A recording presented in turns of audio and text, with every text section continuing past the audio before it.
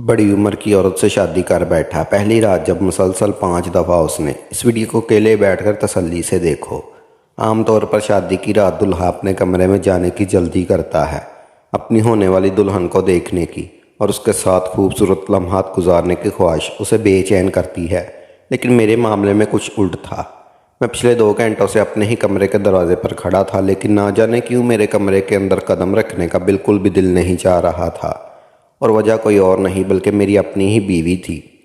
वो बीवी जिससे शादी करने के लिए मैंने अपनी माँ बाप को नाराज़ किया था और सब कुछ फरामोश करके उससे निकाह कर बैठा था। अब उसी के पास जाने से पहले मैं 100 दफ़ा सोच रहा था। कितने ही लम्हे मैंने ऐसे ही दरवाजे पर खड़े खड़े गुजार दिए। इस बड़े से बंगले में मेरी बीवी और चंद नौकर थे। सारे नौकर क्वार्टर में जा चुके थे और अब मैं अपनी बीवी के पास जाने से हिचकिचा रहा था। मैं 25 साल का एक जवान मर्द था और जिस औरत से मैंने शादी की थी वो 40 साल की थी। यही वजह थी कि मेरे कदम दरवाजे पर रुक गए थे। मैंने एक नज़र सारे बंगले पर डाली जो शादी में मेरे नाम हो गया था। उस पर मैं कुछ दिन इस औरत के साथ अच्छी तरह गुजार लेता तो मुझे और भी बहुत कुछ मिल सकता था। यही सोचकर मैंने कमरे का दरवाज़ा खोला और अंदर दाखिल हो गया। उस रात को लेकर मेरे दिल में कोई जज्बात नहीं थे। ये शादी सिर्फ एक सौदा थी जो मैंने अपने मुस्तकबिल के लिए की थी। बिस्तर पर बैठी मैं अपनी बीवी सायरा को देखकर मुझे हंसी आ गई। 40 साल की उम्र में वो सुर्ख जोड़ा पहने बिल्कुल नई नवेली दुल्हन की तरह शर्माती हुई बैठी थी। मैंने एक नज़र उस पर डाली और धीरे धीरे कदम उठाते हुए उसके पास जा बैठा। मुझे यकीन था कि वो मुझे कुछ ही देर में नींद की वादी में उतर जाएगी, क्योंकि उम्र के इस हिस्से में तो खुद ब खुद नींद आती है और फिर कुछ तो दवाई भी इस्तेमाल करती थी। मैंने उसे खुद बहुत दफ़ा दवाई खाते देखा था। यकीनन उसे कोई बीमारी भी थी। मुझे देखकर वो मुस्कुराई और कहने लगी, अकील बहुत देर कर दी कमरे में आने की, कब से तुम्हारे इंतज़ार में बैठी थी। इसकी बात सुनकर मुझे हंसी आ गई। उससे मेरे इंतज़ार में 2 घंटे बैठा नहीं गया था। वो मेरे साथ मोहब्बत के लम्हात ख्याल गुजार सकती थी। पता नहीं क्यों उसे उम्र के इस हिस्से में शादी का शौक़ चढ़ा रहा था। शायद ये मेरी खुश नसीबी थी। उसने मुझे शादी के लिए कहा था और अब मेरी किस्मत बदलने वाली थी। मैंने मूंग दिखाई का तोहफा निकाल कर उसके हाथ में रखा तो बड़ी खुशी खुशी उसके कंगन को देखने लगी। वो तो सोने और हीरे पहनने वाली औरत थी। कहाँ मैंने उसे 2000 का सस्ते से कंगन ला कर दिए थे। मैं उसे अपनी हसीयत बताना चाहता था, लेकिन उसके चेहरे पर तो अलग ही खुशी थी, जैसे उसे कोई ख़जाना मिल गया हो। उसने जल्दी से वो कंगन अपनी कलाइयों में डाल ली है और फिर साइड टेबल के दराज से एक चीज़ निकाल कर मेरी तरफ बढ़ाई। काले रंग के लिफाफे में मौजूद वो चीज़ नज़र नहीं आ रही थी। उसने मेरे हाथ में लिफाफा पकड़ा कर कहा, ये तुम्हारे लिए तोहफ़ा है। लिफाफा पकड़कर मेरी खुशी की इंतहा न रही। शादी की रात मेरी दुल्हन ने मुझे तोहफ़ा दिया और दुल्हन भी वो जो करोड़ों रुपए की मालकन थी। यकीनन तोहफ़ा भी बहुत कीमती होने वाला था। यही सोचकर मैं मुस्कुरा रहा था। लिफाफा खोलने से पहले बहुत कुछ मेरे जहन में आ गया था कि शायद गाड़ी की चाबी हो या फिर कोई कारोबार के पेपर। इतनी अमीर बीवी से मैं ऐसे कोई तवक्का कर रहा था, लेकिन जैसे ही मैंने वो लिफाफा खोल कर देखा मेरी आंखें हैरत से फटी गई। मुझे अपनी आंखों पर यकीन न आया। मैंने जब अपनी बीवी पर नज़र डाली तो उसके चेहरे की मुस्कुराहट ने मुझे कुछ समझा दिया था। ये कैसे हो सकता था। मैंने बेयकीनी के आलम में वो लिफाफा वापस उसके हाथ में पकड़ा दिया तो वह कहने लगी, ये हमारी शादी की रात का तोहफ़ा है और तुम्हें कबूल करना होगा। मैं इनकार में सर हिला रहा था। वो मेरी तरफ देखकर हंसते हुए कहने लगी, अगर मेरी बात नहीं मानोगे तो बहुत नुकसान उठाना पड़ेगा। तुम जानते हो ये शादी किन शराइत पर हुई, इसलिए यह तोहफ़ा तुम्हें कबूल करना लाजमी है। मेरी आंखों के आगे दुनिया गोल घूमने लगी। मैं सोच भी नहीं सकता कि औरत इस कदर चालाक होगी और मेरे साथ इतना बड़ा खेल खेल जाएगी। शादी में जो शर्तें इसने लिखवाई थी उन्हें मानते वक्त मुझे बिल्कुल अंदाज़ा नहीं हुआ था ये सब करना क्या चाहती है, और जब मुझे एहसास हुआ तो बहुत देर हो चुकी थी। मेरे पास वापस जाने का कोई रास्ता नहीं था। मैं चाहकर भी अपना दामन नहीं छुड़ा सकता था, क्योंकि मैंने खुद उनके पेपर पर दस्तखत किए थे जिस पर मेरी बीवी ने अजीबोगरीब किस्म की शराइत लिखवाई थी, और अब जाकर मुझे उनकी समझ आई थी। मेरी बीवी ने वो लिफाफा दोबारा मेरे हाथ में पकड़ाया और कहने लगी, खामोशी से वही करो जो मैं चाहती हूँ। और मैंने मजबूर होकर उसकी बात मान ली। दरअसल वो चीज़ मेरी मर्दाना। मेरा नाम अकील है। मेरा तल्लक गरीब घराने से है। मैं सिर्फ 22 साल का था और शॉर्टकट के रास्ते से तलाश कर रहा था। کوئی ایسا راستہ جس سے میں راتوں رات امیر ہو جاتا، میرے پاس اتنا پیسہ آ جاتا کہ جس سے مجھے کچھ نہ کرنا پڑتا، مجھے محنت نہیں کرنی تھی اور بغیر محنت کے ہی میں راتوں رات کروڑ پتی بننا چاہتا تھا۔ جو بھی میری یہ بات سنتا وہ مجھ پر خوب ہنسا۔ میرے ابا مجھے تانے دینے سے باز نہ آتے، وہ کہتے تو ساری زندگی میری کمائی ہی کھاتا رہے گا، مجھے تو بڑھاپے میں بھی اولاد کی طرف سے سکھ نصیب نہیں ہو رہا۔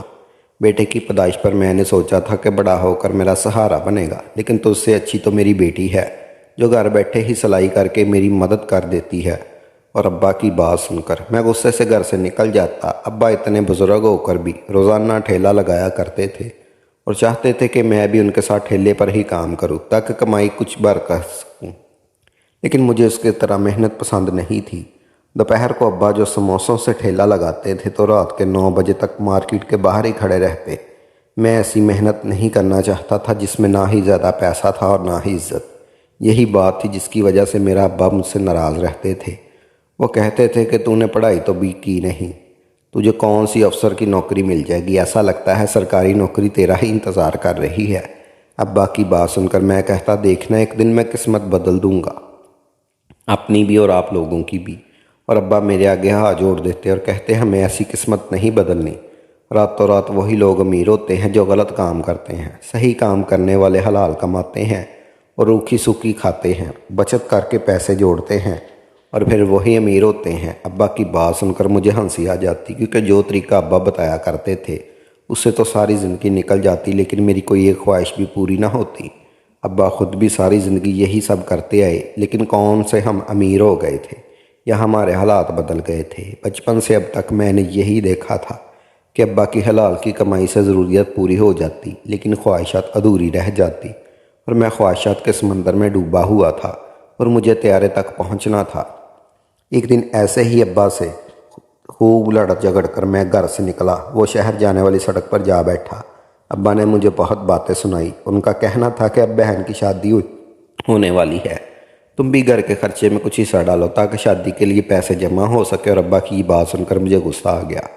میری بہن ابا کی ذمہ داری تھی، میری نہیں۔ میں اسے پتھر اٹھا کر سڑک پر پھینک رہا تھا کہ تبھی ایک بڑی سی سیاہ رنگ کی گاڑی بڑی تیزی سے میرے سامنے سے گزری اور میرے دل میں خیال آیا کاش یہ گاڑی میری ہوتی تو میں ابھی اس پر بیٹھ کر شہر چلا جاتا۔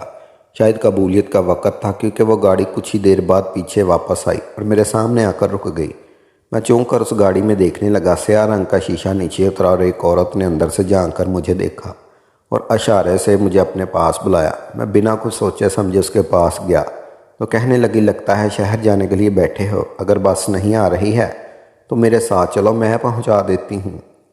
میں واقعی ہی شہر جانا چاہتا تھا، لیکن نہ ہی شہر جانے کے لیے میرے پاس پیسے تھے اور نہ ہی معلوم تھا کہ وہاں جا کر کیا کروں گا۔ بس میں راتوں رات اپنی قسمت بدلنا چاہتا تھا۔ مجھے سوچ میں پڑا دیکھ کر کہنے لگی بیٹھ جاؤ۔ اس نے دروازہ کھول دیا۔ میں خاموشی سے اندر والی سیٹ پر بیٹھ گیا۔ فرنٹ سیٹ پر وہ ڈرائیور وردی پہنے بیٹھا ہوا تھا، اس کی نظریں سڑک پر تھی۔ اس عورت کے کہنے پر ڈرائیور نے گاڑی چلانی شروع کر دی اور ہماری منزل شہر کی جانب تھی۔ کہ تم شہر میں کوئی کام کرتے ہو؟ میں نے انکار میں سر ہلایا تو وہ پوچھنے لگی پھر شہر کیوں جا رہے ہو؟ میں نے اسے بتایا کہ میں اپنی قسمت بدلنا چاہتا ہوں اور قسمت آزمانے کے لیے ہی شہر جا رہا ہوں۔ وہ کہنے لگی اگر ایسی بات ہے تو کچھ دن میرے پاس نوکری کر لو، مجھے ایک ذہین شخص کی ضرورت ہے جو سارے نوکروں پر نظر رکھ سکے۔ اس عورت کی بات سن کر میں ہکا بکا رہ گیا۔ وہ میرے لیے بالکل غیر تھی، میں اس کے لیے انجان تھا۔ پھر وہ کیسے اپنے بنگلے میں نوکری کی آفر کر رہی تھی؟ اس کی بڑی سی گاڑی میں مجھے اتنا سکون مل رہا تھا کہ میں سوچنے لگا کہ اس کے بنگلے میں کتنا سکون ہوگا اور پھر اتنا بڑا بنگلہ رہنے کو بھی مل جائے گا۔ اس نے مجھے کہا مجھے کھانے پینے کی کوئی کمی نہیں ہوگی۔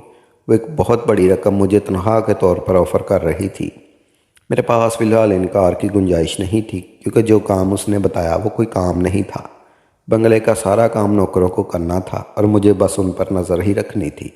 میں راضی ہو گیا اور اس کے ساتھ اس کے بنگلے پر پہنچ گیا۔ عالیشان بنگلہ دیکھ کر حیران رہ گیا۔ وہ اس بنگلے میں اکیلی رہتی تھی۔ اس نے بتایا تھا کہ سالوں پہلے اس کا شوہر انتقال کر چکا ہے، بچے بھی نہیں تھے، اس لیے وہ تنہا تھی۔ اس کا امپورٹ ایکسپورٹ کا کاروبار تھا تو خود اپنے کاروبار کی نگرانی کرتی تھی۔ ساری رات کاروبار کے کاموں سے باہر رہتی اور سارا دن سوتی رہتی، اس لیے گھر نوکروں کے حوالے تھا اور اسے نوکروں کو دیکھنے کے لیے کسی ذمہ دار شخص کی ضرورت تھی۔ میں نے اس کے بنگلے پر نوکری شروع کر دی۔ میں بڑا خوش تھا، یہاں مجھے زندگی کی ہر آشائش حاصل تھی۔ گاڑی کی چابی تک مل گئی تھی، میں جہاں جانا چاہتا مالکن کی گاڑی میں جا سکتا تھا، کیونکہ سارا دن تو وہ سوتی رہتی تھی، اور جب اس نے پہلے مہینے میرے ہاتھ میں تنخواہ رکھی تو میں مالکن سے اجازت لے کر اس کی گاڑی میں گھر چلا گیا۔ اماں نے مجھے دیکھتے ہی سینے سے لگا لیا، بہت روئی اور کہنے لگی، تو کہاں چلا گیا تھا؟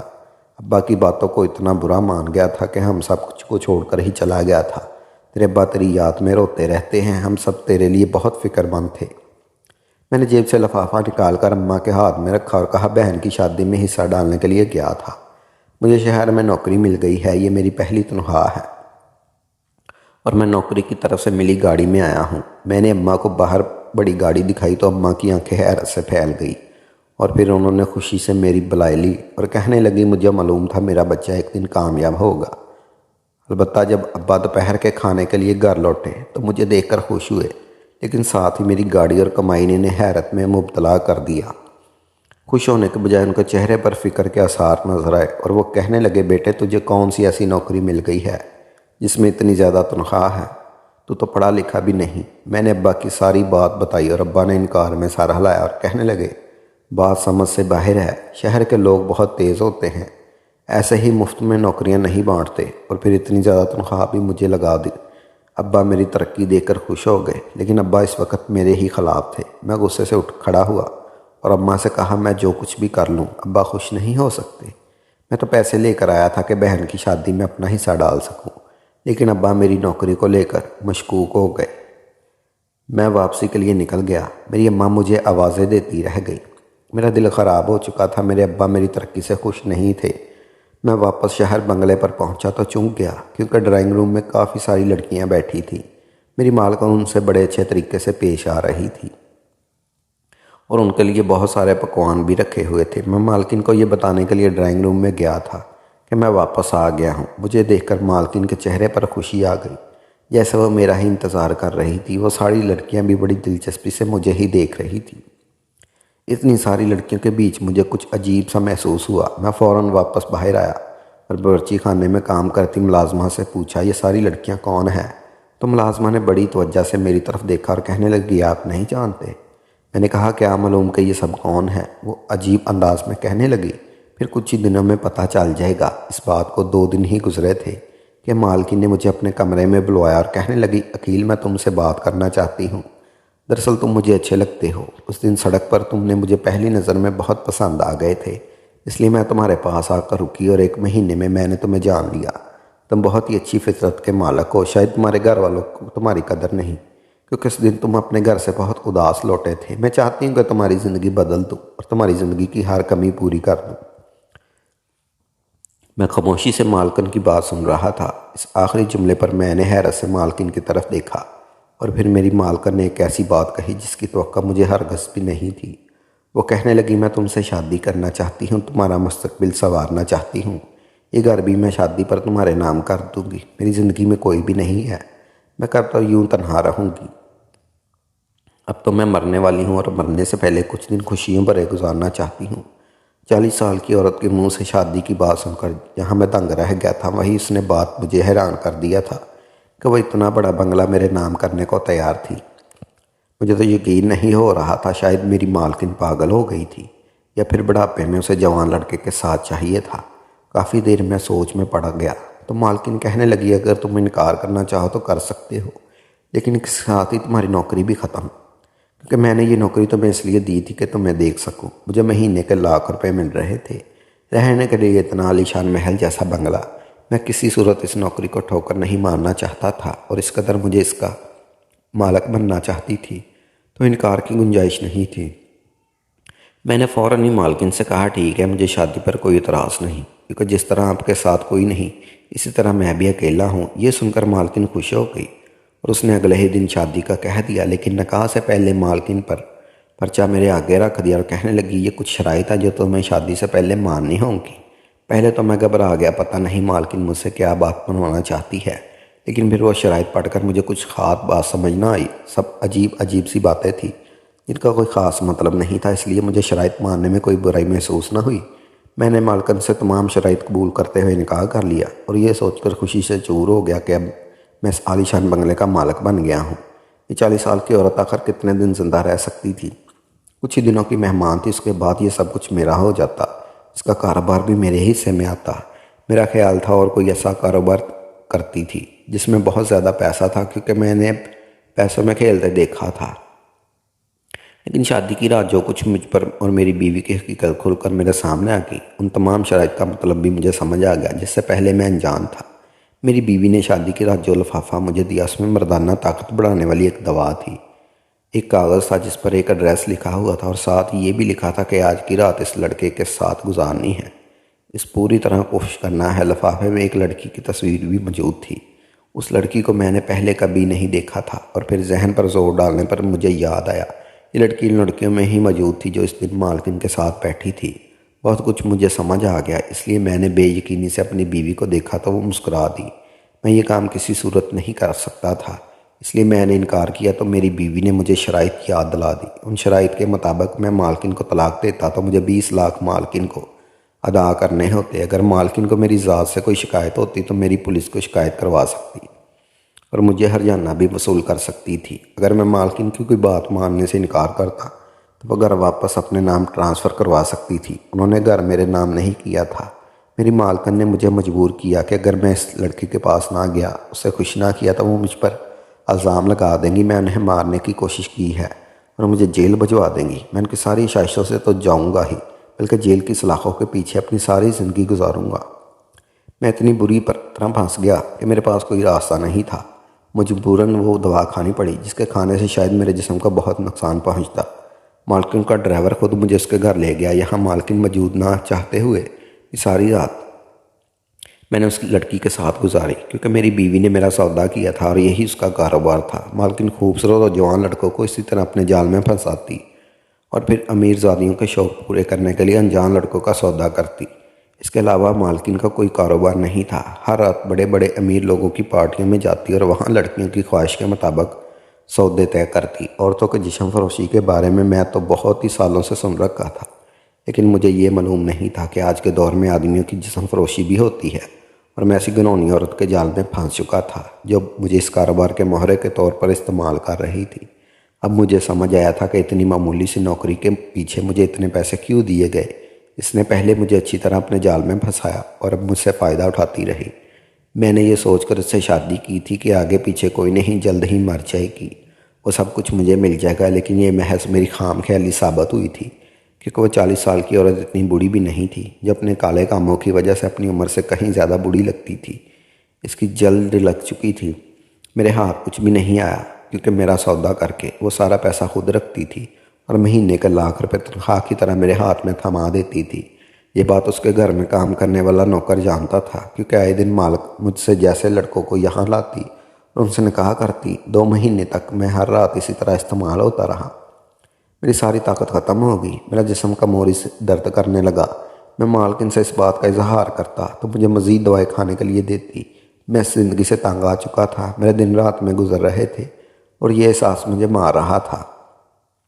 میں شارٹ کٹ سے پیسے ضرور کمانا چاہتا تھا، لیکن اس طرح گناہوں کی دلدل میں نہیں اترنا چاہتا تھا۔ ایک دن مجھے موقع ملا اور میں خاموشی سے مالکن کو بتائے بغیر واپس اپنے گھر پہنچ گیا۔ مالکن نے میرا گھر نہیں دیکھا تھا، وہ مجھے سڑک سے لے کر گئی تھی، اس لیے مجھے یقین تھا وہ میرے چھوٹے سے علاقے سے کچے مکان تک نہیں پہنچ پائے گی۔ میں نے اپنے ماں باپ کو سارا سچ بتا دیا۔ یہ سن کر وہ دونوں بہت روئے اور کہنے لگے، میں نے تجھے پہلے ہی منع کیا تھا، لیکن تجھے میری بات سمجھ نہیں آئی۔ محنت کار اور حلال کما یہی کامیابی ہے۔ آج میں اپنے بابا کے ساتھ سموسوں کے ٹھیلے پر کام کرتا ہوں۔ اللہ نے ہمارے کام میں اتنی برکت رکھی ہے کہ ہم حلال رزق کما کر اپنی ضروریات پوری کر لیتے ہیں۔ سب نوجوانوں سے بس یہی کہنا چاہتا ہوں کہ شارٹ کٹ کے چکروں میں گناہوں کے دلدل میں نہ اتریں، کیونکہ یہ شارٹ کٹ ہمیں صرف تباہی کے راستے پر لے جاتا ہے۔